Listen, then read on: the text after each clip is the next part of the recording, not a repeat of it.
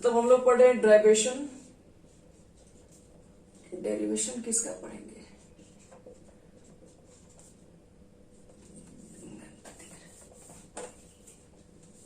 चलो आज के टॉपिक आपके पास है derivation of a real gases.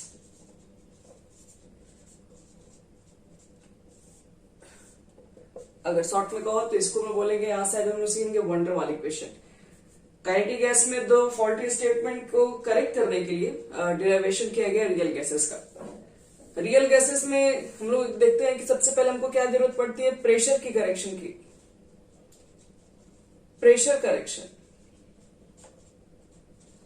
और बी में था हमारे पास वॉल्यूम करेक्शन। थोड़ा बहुत आपको हम आइडिया दे रहे हैं, बुक वगैरह में तो डायरेक्ट ही लिखा हुआ है, थोड़ा ही सा एक्सप्लेन किया हुआ है। देखो प्रेशर करेक्शन के हम लोग को प्रेशर करेक्शन करने की क्या जरूरत है? PB is equal to NRT में प्रेशर ऐसा क्या है कि जो रियल गैसेस में कुछ डिफर हो जा रहा है? देखो बता रहे PB is equal to NRT के केस में बात कर रहे हैं।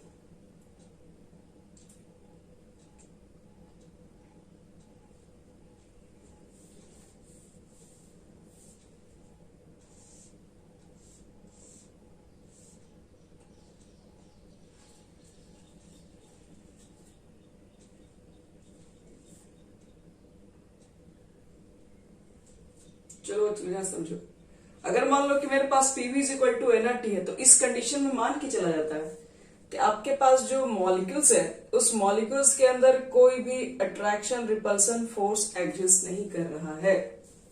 अगर कोई भी अट्रैक्शन या रिपल्सन फोर्स एग्जिस्ट नहीं कर रहा है तो ये जो मॉलिक्यूल्स है, ये जो वॉल ऑफ द जो कंटेनर पे जो टकराएगा वो एक हाई मोमेंटम से टकराएगा। क्यों? क्योंकि बाकी तो इसके ऊपर कोई अट्रैक्शन या किसी तरह का रिपल्सन का फोर्स अप्लाई ही नहीं कर रहे हैं। इसकी वजह से यहाँ पर अगर मान लो ये मॉलिक्यूल्स अगर टकराता है इस दीवार के ऊपर, तो उसकी मोमेंटम्स जो होगी, उसकी जो फोर्स होगी वो कहीं ज्यादा होगी। और अगर फोर्स अगर बहुत ज्यादा हाई है तो जाहिर सी बात है कि वहां पर प्रेशर भी ज्यादा अप्लाई किया जाएगा।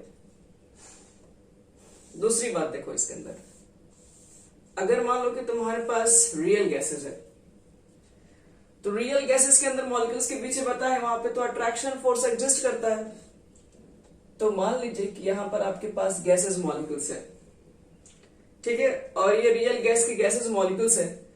तो मान लो कि जो गैसेस मॉलिक्यूल जो मान लो कि यहाँ पे सेंटर में प्रेजेंट है, तो वहां पर भी तो और भी गैसेस मॉलिक्यूल प्रेजेंट होंगे उसके अगल बगल सब। तो जो मॉलिक्यूल सेंटर में प्रेजेंट होती है, याद रखिएगा, उसके ऊपर बहुत तरह का ये अट्रैक्शन फोर्स भी लग रहा होता है। ये अपने तरफ इसको मान लो फोर्स लगा रहता है, एक तरीके से इसको खींच रहा होता है, इस डायरेक्शन में फोर्स है, इस डायरेक्शन में फोर्स है, यहाँ पर ही फोर्स है, यहाँ पर ही फोर्स है, यहाँ पर ही फोर्स है। तो कहा जाए तो हर डायरेक्शन में फोर्स लगता है, इसलिए वो बैलेंस्ड फोर्स रहता है वहां पे जो मिडिल में है। लेकिन अगर मान लो कि जो मॉलिक्यूल्स यहाँ पे टकराने वाला है, यहाँ पे दीवार पर वगैरह, तो जो मॉलिक्यूल्स इस वॉल पे टकराएगा, अब यहाँ पर तो कोई मॉलिक्यूल्स पहले से मान लो प्रेजेंट अगर नहीं है, तो यहाँ पर जो फोर्स काम करेगा तो अब तो इसको अट्रैक्शन करने वाला कोई आगे तो नहीं है, लेकिन हाँ पीछे खींचने वाले लोग जरूर मिल जाएंगे। इधर वाले जो मॉलिक्यूल्स होंगे इसको तो खींचने का तो काम करेंगे ही करेंगे, बाकी मॉलिक्यूल्स इसके ऊपर क्या करेंगे? अट्रैक्ट करने वाले तो यहाँ दीवार थोड़ी ना अट्रैक्ट करेंगे उसको अपनी तरफ, यहाँ कोई मॉलिक्यूल्स नहीं है। लेकिन इसके जो पीछे वाले मॉलिक्यूल्स होंगे वो क्या करेंगे? वो उसको अपने तरफ खींच रहे होंगे, एक उसकी तरफ, मतलब उसको कहा जाए तो स्ट्राइक करने से दीवार को रोक भी रहे होंगे। तो कंडीशन ये होता है ना कि दोनों को अगर हम ध्यान से चेक करें तो किस कंडीशन में प्रेशर ज्यादा बनेगा। तो हम ये पहले आपसे क्वेश्चन पूछेंगे किस कंडीशन में फोर्स ज्यादा लगेगा इस दीवार पर। तो इसको देखो यहाँ पर यहाँ पर तो देख रहे हो कि मॉलिक्यूल्स के अंदर कोई भी फोर्स पर अट्रैक्शन एग्जिस्ट नहीं कर रहा है, तो ये तो जितना मोमेंटम के साथ टकराएगा यहाँ बहुत ज्यादा हाई मोमेंटम होगा। लेकिन यहाँ पर क्या कर रहा है, एक तो टकराने तो जा रहा है, लेकिन बाकी लोग इसको क्या कर रहे हैं, इसको अपने तरफ खींच रहे हैं। मतलब यहाँ पे कुछ ना कुछ इसके प्रेशर को, कुछ फोर्स को कम करे, जितना मोमेंटम इस दीवार पे लगना चाहिए था अब इतने लोग अपने तरफ अट्रैक्ट कर रहे हैं, तो जाहिर सी बात है उतना हाई नहीं रहेगा, कुछ फोर्स क्या होगा, कम होगा, कम मोमेंटम के साथ टकराएगा यहाँ पर। तो जाहिर सी बात है कि अब यहाँ पर प्रेशर हो गया कम। आइडियल गैस का जो प्रेशर होता है, याद रखना, रियल गैसेस से ज्यादा हो जाता है। तो अब हमको क्या करना पड़ेगा, इस इक्वेशन में सही करने के लिए हमको प्रेशर को बैलेंस करना पड़ेगा। और प्रेशर को बैलेंस करने के लिए हम लोग क्या करते हैं, तो एक नया टर्म डिफाइन करते हैं। पहले तो बता दे रहे हैं कि आइडियल का जो प्रेशर है वो रियल के जो प्रेशर से वो क्या है, वो थोड़ा ज्यादा है। तो अगर हम दोनों को इक्वल करना चाहते हैं, मतलब आइडियल जो आपके पास गैस का जो प्रेशर है, रियल गैस का प्रेशर कम है, कुछ तो इसमें जोड़ना पड़ेगा जिसकी वजह से ये दोनों प्रेशर इक्वल हो जाए। और वही जो आपके पास इसमें ऐड करते हैं उसी को कहा जाता है प्रेशर करेक्शन टर्म। और जो ऐड करते हैं वो डिपेंड कर रहा होता है कि इसके अंदर कितने मॉलिक्यूल्स प्रेजेंट है, क्योंकि जितना ज्यादा उसके ऊपर फोर्स लगेगा इनवर्ड या बैकवर्ड, उसी तरीके से क्या होगा, उसके आगे प्रेशर कम बन रहा होगा उसके ऊपर। तो ये चीजें जो डिपेंड कर रही होती है वो किस पे डिपेंड कर रही होती है, कॉन्सेंट्रेशन पे, मॉलिक्यूल्स के कॉन्सेंट्रेशन पे। जितना ज्यादा मॉलिक्यूल का कॉन्सेंट्रेशन हो जाता है उतना ही प्रेशर उसका रिड्यूस हो रहा है। तो हम मान के चलते हैं ये चीजें क्या है, कॉन्सेंट्रेशन के N/V इंडिकेट करते हैं और A मॉलिक्यूल्स। अब कितने उसके अंदर है तो हम लोग मान लेते हैं A कोई कांस्टेंट है जिसको मतलब बैलेंस करने के लिए मल्टीप्लाई किया गया। A और B के बारे में बताएंगे भी आगे इसकी क्या सिग्निफिकेंस है। लेकिन ये जो आपके पास जो कांस्टेंट आता है A N/V नहीं होता, N²/V²। N²/V² का मतलब है कि ये करेक्शन दो बार करना पड़ता है। जैसे इस मॉलिक्यूल को अगर हम लेके चलते हैं तो इस मॉलिक्यूल्स के लिए हम बोलेंगे कि ये इस पे जाके फोर्स अप्लाई करेगा और पीछे इसको मिलके खेल, बाकी सब इसको बैकवर्ड अट्रैक्शन दे रहे हैं। लेकिन कल को तो ये भी मॉलिक्यूल्स इस दीवार के पास आएगा, तो यहाँ पर जितने मॉलिक्यूल्स हैं वो सबके लिए हम लोग डिफाइन करेंगे। तो ये मॉलिक्यूल पे काम कर रहे हैं तो इस पे मॉलिक्यूल पे बात करना पड़ेगा। तो प्रेशर करेक्शन सिर्फ इसको देख के नहीं बोलेंगे, इसको भी देख के बोलेंगे, और जो उसके पीछे वॉल्यूम जो दूसरे मॉलिक्यूल्स है उसको भी देख के बोलते हैं। तो इसलिए दो बार इस चीज को यूज कर रहे होते हैं N/V। A कोई पार्टिकुलर कांस्टेंट है जो कि मतलब यूज किया जाएगा, मान लो कि वैल्यू इसके इक्वल नहीं है तो वो उसकी जगह पे हम लोग रख देंगे। कितना होगा ये, तो ये सब चीजें हम लोग सीखेंगे इसके जस्ट थोड़ा देर बाद।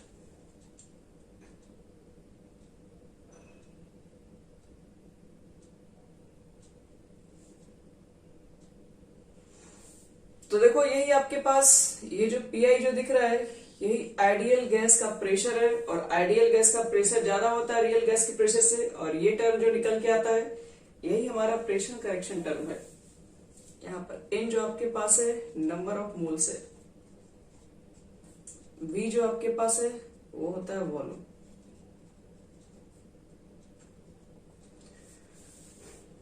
तो चलो इसमें थोड़ा सा हम बात कर ले रहे हैं, और तो इसके बारे में कुछ पहले लिख दिया जाए उसके बाद देखो। The molecule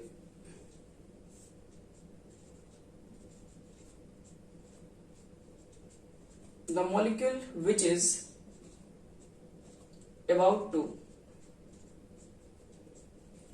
about to collide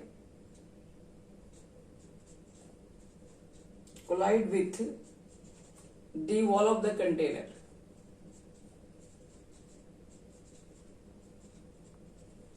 will experience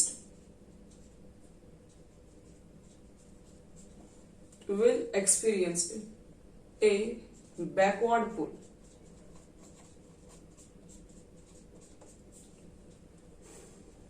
Experienced a backward pull due to which it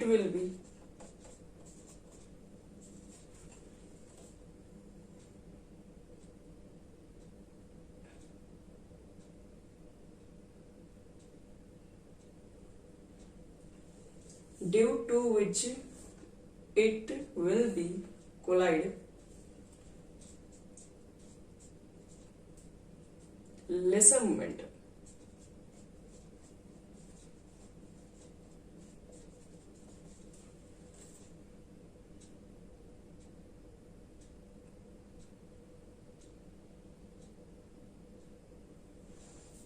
collide हो गया, यहाँ लिखिए इसके बाद lesser momentum and hence pressure exerted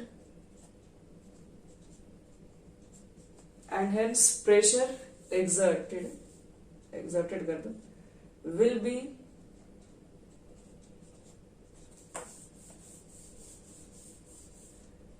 be less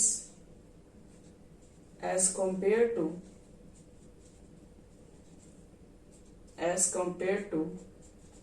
ideal gas. चलिए इसको आपको लिखना पड़ेगा प्रेशर करेक्शन में क्या क्या हुआ।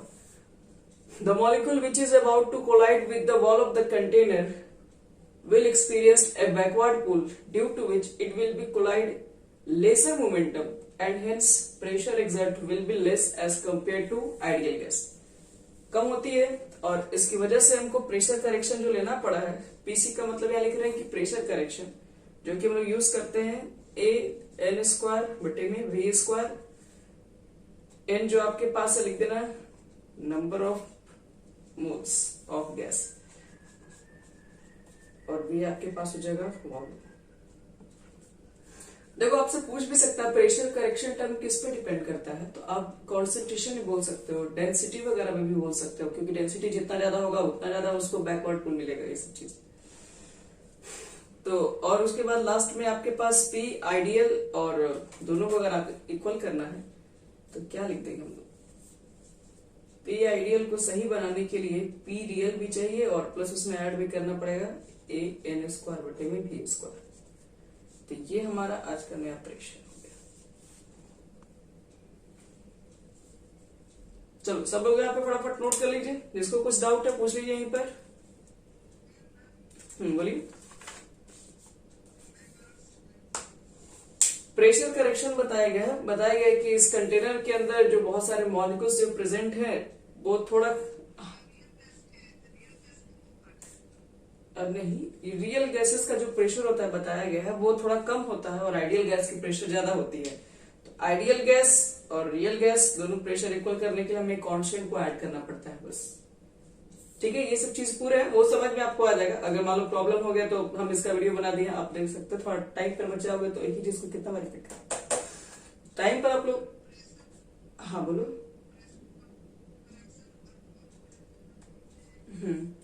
ये बताया गया है कि आइडियल गैस के इक्वेशन में दो चीजें गड़बड़ है, मतलब वहां प्रेशर करेक्शन की जरूरत है तब जाके, और वॉल्यूम करेक्शन कर देंगे तब जाके आपके पास जो टोटल जो वहां पर जो आइडियल गैस से जो फॉर्मूला निकाल रहे हैं वो सही होगा। तो अब देखो इसी आइडियल गैस के फॉर्मूला को ही डेविएट करेंगे, मतलब उसी फॉर्मूला को ही हम लोग क्या करेंगे आगे नया एक्सप्रेशन में कन्वर्ट करेंगे। बताया गया है कि प्रेशर आपको बताया था ना कि जो फोर्स ऑफ अट्रैक्शन एडजस्ट करेगा तो प्रेशर के वैल्यू में चेंजिंग आएगा, और उनका कहना था कि एक गैसेस का वॉल्यूम लगभग ना के बराबर होता है आइडियल गैस के लिए, लेकिन रियल गैसेस नहीं मानता। रियल गैसेस मानता है नहीं, वॉल्यूम गैसेस अगर है प्रेजेंट तो वॉल्यूम तो उसका काउंट होगा ही। तो आप सेकेंड उसी के ऊपर बात करेंगे। ठीक है, यहां तक आप स्क्रीनशॉट ले लीजिए इसका, ठीक है, बाद में इसको नोट कर लेना अच्छे से। चलो बच्चों लोग, अब नेक्स्ट हमारा है वॉल्यूम करेक्शन। किसी को कुछ डाउट है तो उसमें पूछ सकते हो।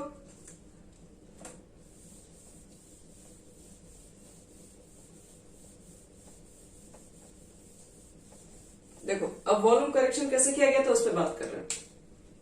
Second,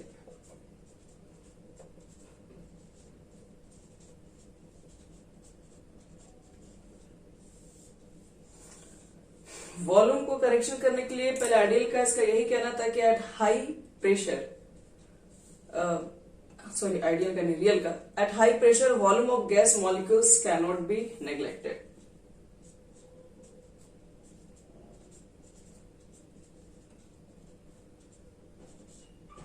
At high pressure, volume of gas molecule cannot be neglected.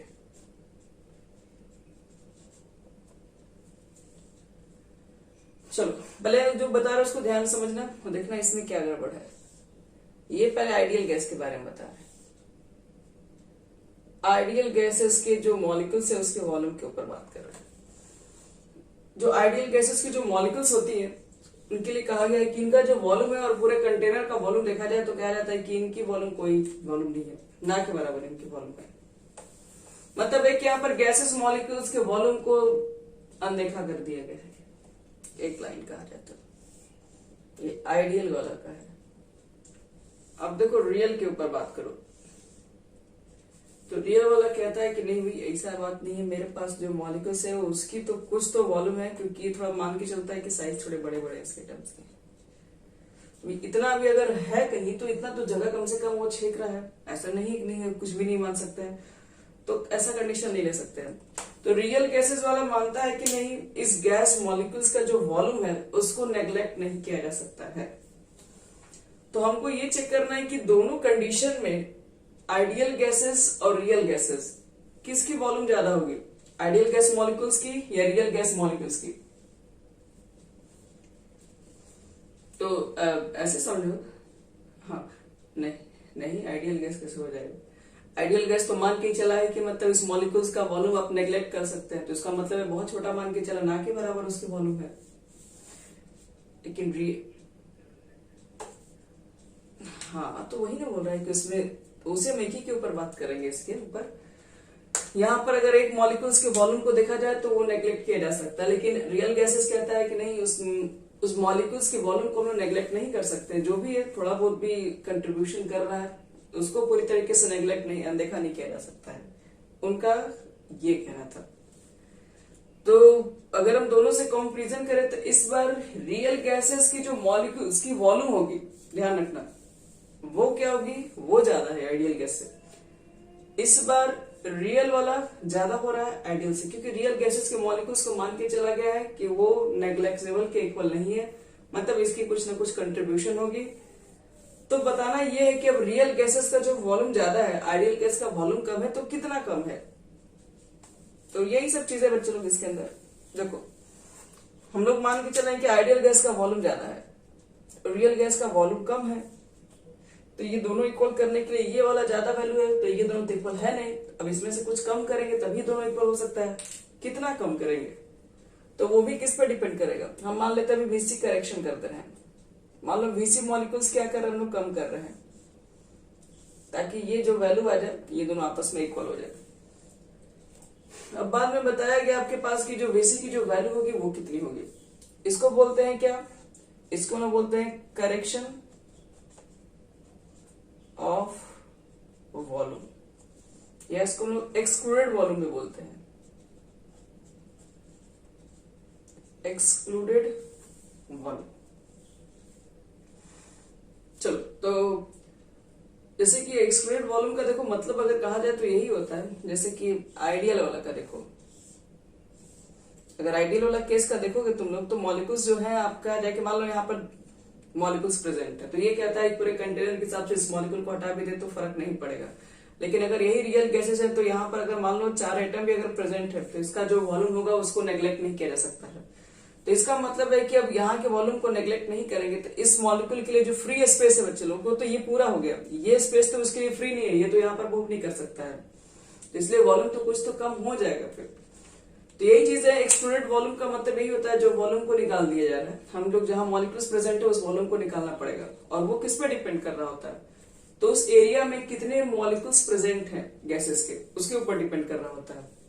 तो देखो वीसी का मान किसके इक्वल होता है, वीसी का जो वैल्यू निकालते हैं वो डिपेंड कर रहा होता है डायरेक्टली प्रोपोर्शनल आपके पास मोल्स के ऊपर, जितने ज्यादा मोल्स होंगे उतने ज्यादा उसको वॉल्यूम को एक्सक्लूड करेंगे, और हटाने के बाद मतलब कांस्टेंट लाने के बाद एन भी आ जाता है। एन आपके पास फिर से वापस वही मोल्स है,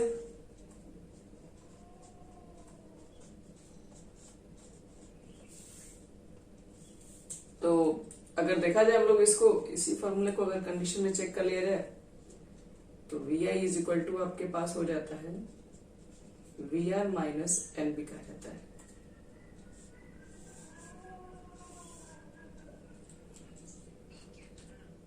ए और बी एक ऐसा कॉन्सेप्ट होता है, जैसे कि मान लो कि अभी बताएंगे ए बी के बारे में, इसकी सिग्निफिकेंस क्या होती है। ए बी से मान लो कि पीछे बताया तो ए का मतलब है कि जो भी वैल्यू आपको थोड़ी बहुत रिक्वायरमेंट्स होगी, जो कंडीशन होगी वो उसके ऊपर डिपेंड करता है जरूरत के अनुसार। जैसे मान लो कि हम लोग बोले कि डायरेक्टली प्रोपोर्शनल मोल्स के है, तो मोल्स के है तो वहां पर हटाने पर प्रोपोर्शनल कुछ ना कुछ कांस्टेंट यूज करना पड़ता है, वही कांस्टेंट को हम वहां पर बी बोल रहे हैं। और वी जो आपके पास एक तरीके का होगा तो कांस्टेंट है जो कि डिपेंड करता है सिर्फ गैसेस के ऊपर, नेचर ऑफ गैसेस के ऊपर डिपेंड करता है और किसी भी चीजों पर डिपेंड नहीं करता है। ए बी के बारे में नीचे से लिखेंगे, लास्ट में जब इक्वेशन पुट करेंगे तो वहां ए बी को डिफाइन करेंगे। वॉल्यूम करेक्शन में हाँ नहीं एक्सक्लूडेड वॉल्यूम, रियल में से इस वॉल्यूम को एक्सक्लूड कर देंगे, वही जो मतलब आपको बताया था ना स्पेस जो 4 मॉलिक्यूल्स जगह छेक रहा है उसको निकाल देंगे, तो फिर ये दोनों आपस में इक्वल हो जाएगा।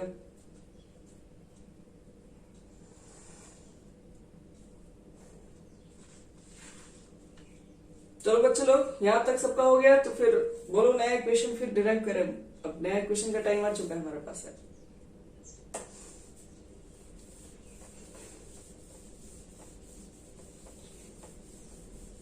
देखो, अब हमारे पास जो वंडर वाल जो इक्वेशन है वो माने वाला। प्रेशर करेक्शन कितना मिला हमको, P I is equal to, तो पी रियल मिला, हम इसको पी को सिर्फ इंडिकेट कर रियल, आप यहाँ पे आर लिख सकते हैं, लेकिन एक्सप्रेशन में आर लिखने की जरूरत नहीं है।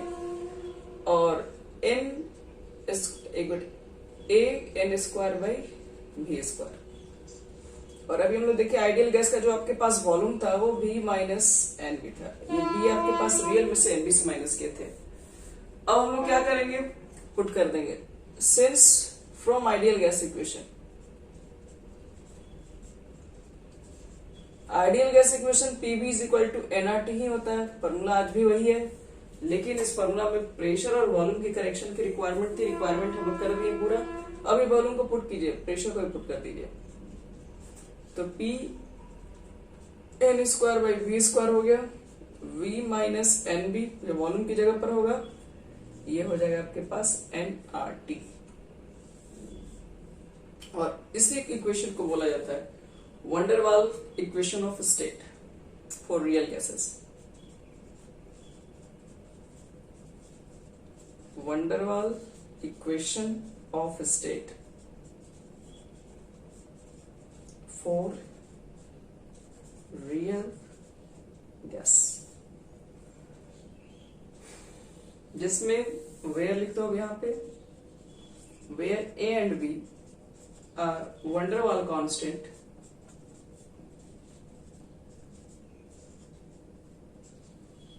depend on the nature of gas.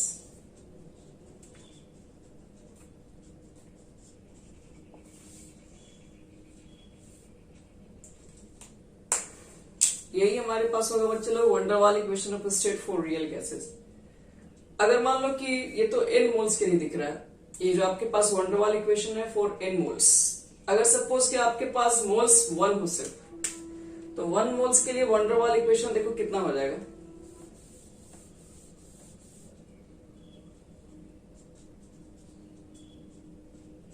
For 1 moles क्या लिखोगे, P ए बटे में V स्क्वायर, क्योंकि n की जगह पर तो 1 पुट कर देंगे, तो V minus B is equal to R T.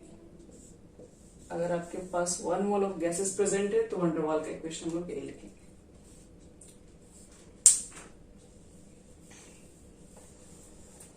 चलो अब बताते हैं कुछ significance of A and B. A और बी की क्या सिग्निफिकेंस है, यहां पर ए और बी क्या रिप्रेजेंट कर रहा है।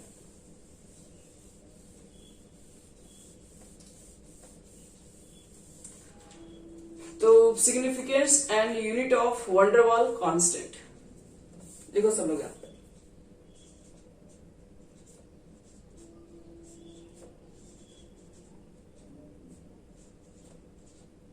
significance and units of van der Waal constant।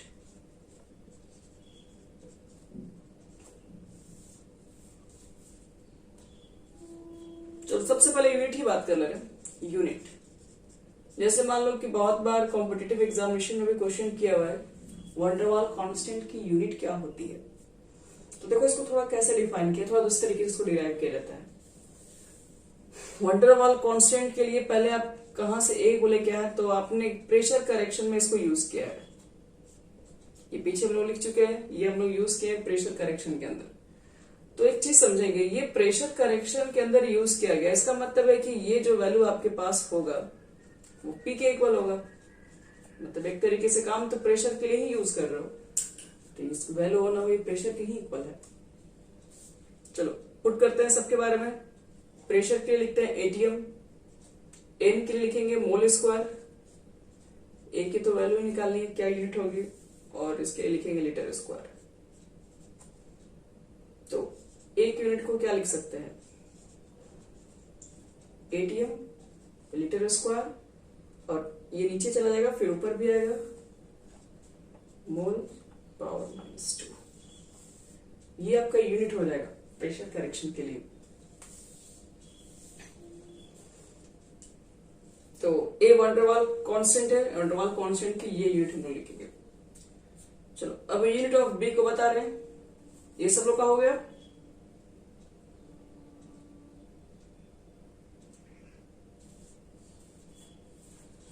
ठीक है,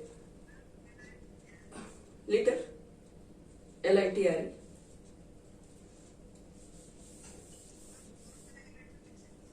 हाँ तो वॉल्यूम कैसा यूनिट क्या लिखते हैं, लीटर ही ना, मीटर क्यूब भी लिखा जाता है, ऐसा नहीं है। ATM की जगह पर ए कैसे आ गया, ए को आप यहीं पे रखिए, इसको मल्टीप्लाई कीजिए, हम थोड़ा सा इसको यहां लिख दें, आप इसको यहीं पे रखिए, इसको मल्टीप्लाई कर दो, इसको नीचे ला दो, तो ए इज इक्वल टू, इधर से लिखो चाहे इधर से। चलो अब यूनिट ऑफ बी के ऊपर बात कर लेते हैं, बी की यूनिट क्या लिखेंगे हम लोग यहाँ पे। तो बी पहले किसके लिए यूज किया गया वो भी तो एक बार देख लें, बी माइनस एन बी था, और हम लोग बोले थे कि वॉल्यूम करेक्शन है, तो वो ना हो ये पूरा वॉल्यूम, पूरा जो वैल्यू लिख रहे हैं वॉल्यूम के बदले में ही लिख रहे हैं, तो वी इज इक्वल टू यहाँ पर हम एन बी करके बनाएंगे, और वॉल्यूम के लिए फिर से वापस लीटर लिखेंगे, और इसके लिए मोल लिखेंगे, और बी तो रहेगा ही आपके पास, तो बी इज इक्वल टू का इसको बटे में भेजेंगे, तो लीटर एल भी लिख छोड़ सकते हो, और ऊपर जाएगा तो ये मोल इनवर्स। तो ये यूनिट ए एंड बी के लिए हो गया। अब इसके कुछ सिग्निफिकेंस भी बता रहे हैं, और उसके बाद हमारे क्लास टॉपिक रहेगा इसका कॉम्प्रेसिविटी फैक्टर, जो कि हम लोग कल करेंगे, और इसमें एक और फैक्टर है क्रिटिकल टेम्परेचर्स के ऊपर ही बात करेंगे।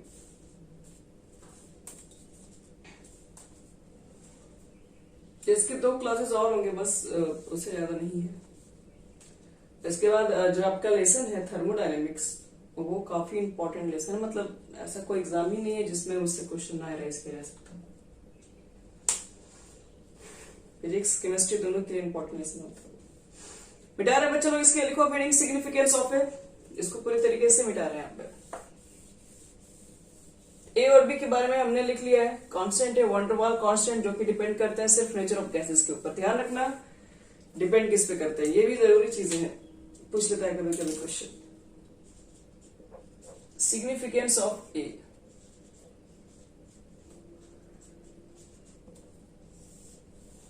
ए की क्या सिग्निफिकेंस है, तो ए आखिर है क्या। तो अगर हम लोग देखेंगे ए के बारे में, तो एक तरीके से कहा जाता है कि हम लोग एक मॉलिक्यूल जब आपस में कोलाइड कर रहा था, रियल गैसेस के ऊपर बात कर रहे हैं, दीवार पर वॉल ऑफ द कंटेनर पर टकराने से पहले उसको बहुत सारे मॉलिक्यूल्स क्या कर रहे थे, अपने तरफ अट्रैक्ट कर रहे थे, जिसकी वजह से वहां पर प्रेशर कम हो गया था। तो हम लोग देखो ए को क्या इंडिकेट करते हैं, बोलते A signifies the attraction force,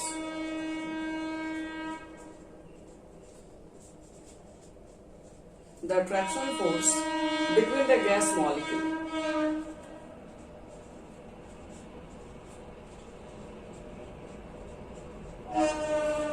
A represent करता है कि जो अट्रैक्शन फोर्स है, जो कि इसको मॉलिक्यूल्स जो अपने तरफ अट्रैक्ट कर रही है, यहाँ पर ये दीवार पे जा रहा है, यहाँ पे टकराने जा रहा है, तो टकराने से पहले लोग इसके ऊपर जो अट्रैक्शन फोर्स जो अप्लाई कर रहे हैं, तो बोल सकते हैं किसी कंडीशन में क्या होता है, यही ए बता रहा होता है कि कितना उसके ऊपर अट्रैक्शन फोर्स लग रहा होता है गैस मॉलिक्यूल्स के ऊपर।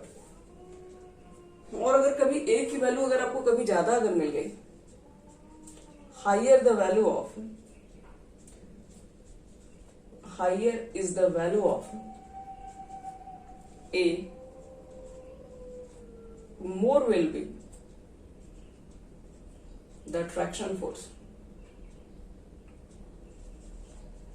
more will be the attraction force between gas molecule.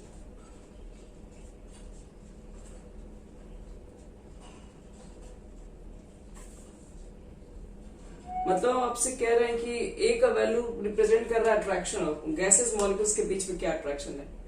अगर ए की वैल्यू अगर ज्यादा है तो इसका मतलब है कि गैसेस मॉलिक्यूल्स के बीच में अट्रैक्शन बहुत ज्यादा है। और बच्चे लोग अगर अट्रैक्शन ज्यादा होगा तब क्या होगा, तीसरा condition, higher is the value of A,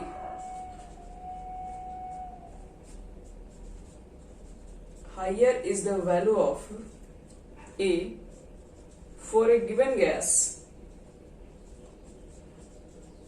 एक गैस दी हुई गैस के लिए अगर हाइयर वैल्यू ए के लिए निकलता है तो हम लोग बोलते हैं more will be its tendency to liquefied.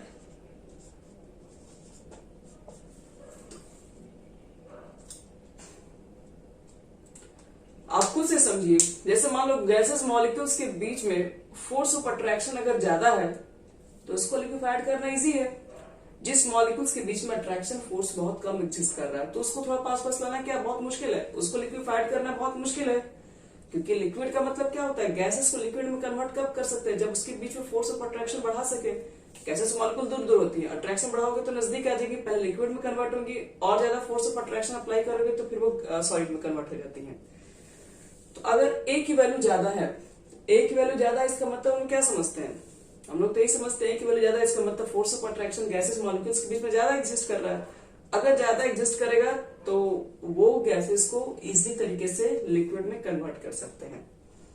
तो यही यहाँ पर higher the value of A for given gases more will be its tendency to liquefied. आगे सबको समझ में आया तक ए का क्या मतलब हुआ, ए किस किस के ऊपर डिपेंड करता है, एक तो अट्रैक्शन फोर्स होता है और जितना ज्यादा ए का वैल्यू होगा उतना ही हाइयर अट्रैक्शन फोर्स होगा मॉलिक्यूल्स के बीच में। अगर higher force of attraction molecules के बीच में होगा तो उस मॉलिक्यूल्स को, उस गैस मॉलिक्यूल्स को इजिली लिक्विफाइड किया जा सकता है। इसको मिटा रहे हैं पूरा, एक हो गई कहानी समाप्त और एक एग्जांपल भी देंगे।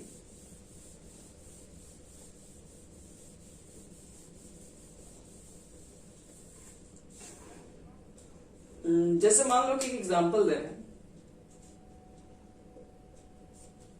CO2 गैस है और SO2 गैस है आपके पास।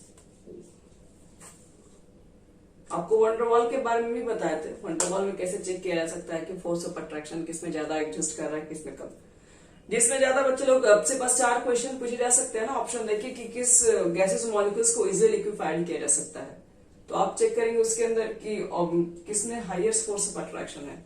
और वो चेक करने के लिए आपको वंडरवॉल में बताया था किसका किसका, आपको बताया था कि डाइपोल डाइपोल करके, ऐसे आयन आयन करके, आयन डाइपोल्स करके, तो एक ऑर्डर था, आपको उस ऑर्डर को फॉलो कर लेना, जिसमें वैल्यू ज्यादा है वो इजिली लिक्विफाइड होगा, ये भी बोला जा सकता है।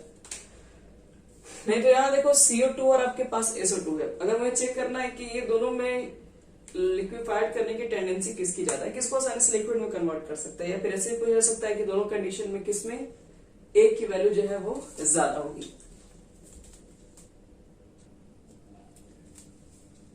तो चलो इसमें चेक करना है किसकी वैल्यू ज्यादा है ए के लिए।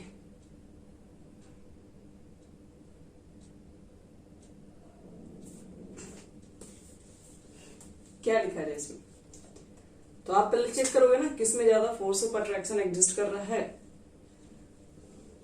CO2 गैस के लिए या फिर SO2 गैस के लिए। तो देखिए इसके अंदर CO2 गैस और SO2 गैस अब तो डिपेंड करेगा, पूरा का पूरा पोलरिटी चेक करना पड़ेगा इसके अंदर।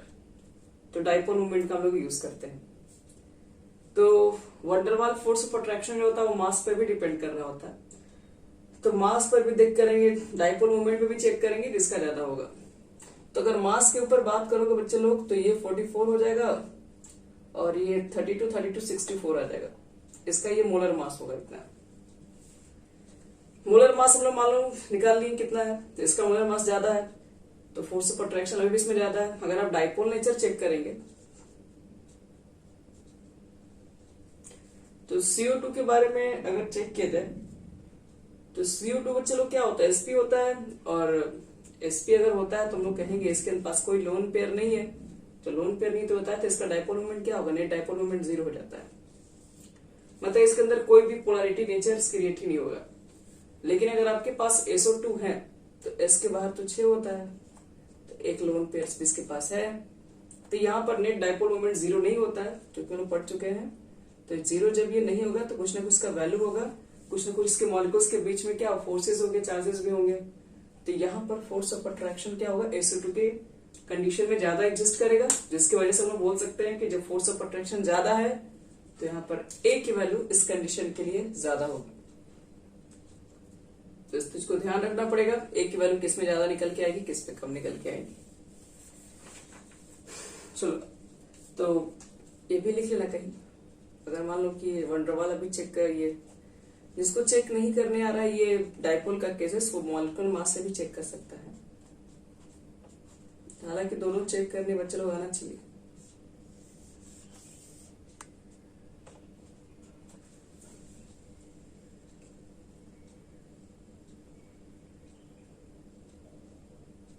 चलिए, वंडरवाल्स हो गया, डायरेक्टली प्रोपोर्शनल है आपके पास मॉलिक्यूलर मासेस के।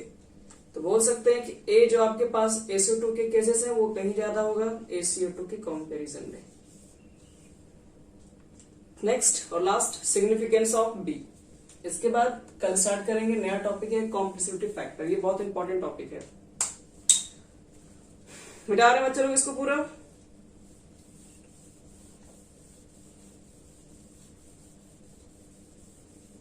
देखो बी की क्या सिग्निफिकेंस है, तो पहले बी को तो कहा गया है, उसको बता दें। बी को शॉर्ट में कहा गया एक्सक्लूडेड वॉल्यूम।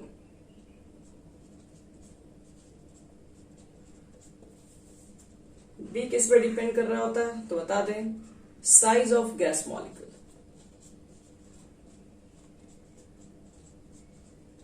या फिर ऐसे बोल सकते हो volume occupied by gas molecule.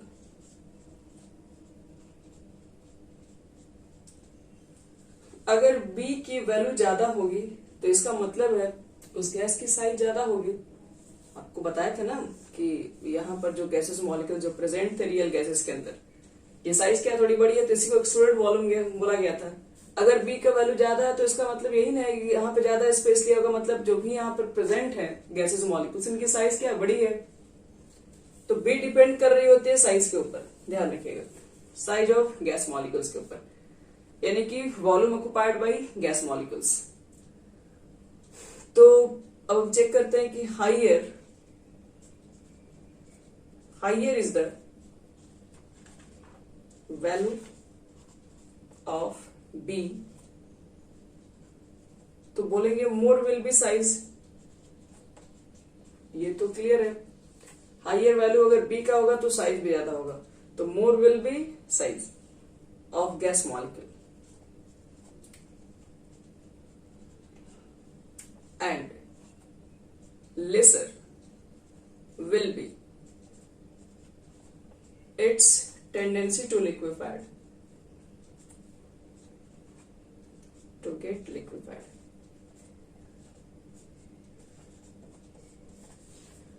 Higher is the value of B, अगर बी की वैल्यू ज्यादा है इसका मतलब है गैसेस मॉलिक्यूल्स की साइज ज्यादा है। अब अगर गैसेस मॉलिक्यूल्स की साइज ज्यादा है तो इसका मतलब है कि आप बहुत सारे मॉलिक्यूल्स को एक जगह इकट्ठे नहीं कर सकते हैं, इसलिए उसको आसानी से लिक्विफाइड नहीं कर सकते। छोटे मॉलिक्यूल्स है तो आपस में सब एक दूसरे के काफी नजदीक आके इसको बीच में फोर्स ऑफ अट्रैक्शन बढ़ा के इसको आसानी से लिक्विफाइड कर सकते हैं। लेकिन बड़े जो मॉलिक्यूल्स वाले जो होते हैं इसमें, तो इनके बीच में कम एरिया कॉन्टेक्ट में रहता है, तो इसलिए इसको इजी तरीके से हम चाहेंगे तो लिक्विफाइड नहीं कर सकते हैं। तो इसलिए कहा जाता है कि बी की वैल्यू जितनी बड़ी होगी इसका मतलब है साइज काफी बड़ा होगा। अगर साइज बड़ा होगा तो लेस कांटेक्ट एरिया होगा, एक दूसरे के ऊपर आएगा, तो इसलिए यहाँ पर आसानी से इसको लिक्विफाइड करना थोड़ा मुश्किल हो जाता है। तो ए एंड बी सीधे कांस्टेंट है, सब लोग ध्यान रखना कहाँ कहाँ कौन डिपेंड करता है। ए फोर्स ऑफ अट्रैक्शन के ऊपर डिपेंड कर रहा होता है, बी होता है साइज के ऊपर डिपेंड कर रहा होता है। ध्यान रखना है कि A and B depends only on nature of gas, do not depend pressure and temperature. Pressure और टेम्परेचर से इनका कोई लेना देना नहीं है, ये सिर्फ या फिर से हम नोट्स लिख दे रहे हैं। A and B depends only on nature of gas and do not depend pressure and temperature. चलो ये हो गया एबी का पूरा कार्य समाप्त। वंडरवाल इक्वेशन क्या होता है वो कंप्लीट कर दिए हम लोग, है सिग्निफिकेंस एबी के बारे में पूरा बता दिए। अब एक क्वेश्चन दे रहे हैं जिसको आपको घर से बना के लाना है।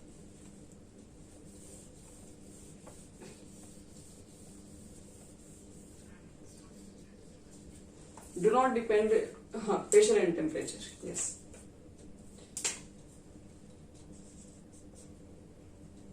देखो बच्चों, the value of van der Waals, the value of van der Waals constant A4 O2 N2 NS3 and CH4 are 1.36, 1.39, 4.17 and 2.25 respectively. Which gas can be liquefied easily? Which gas can be liquefied easily?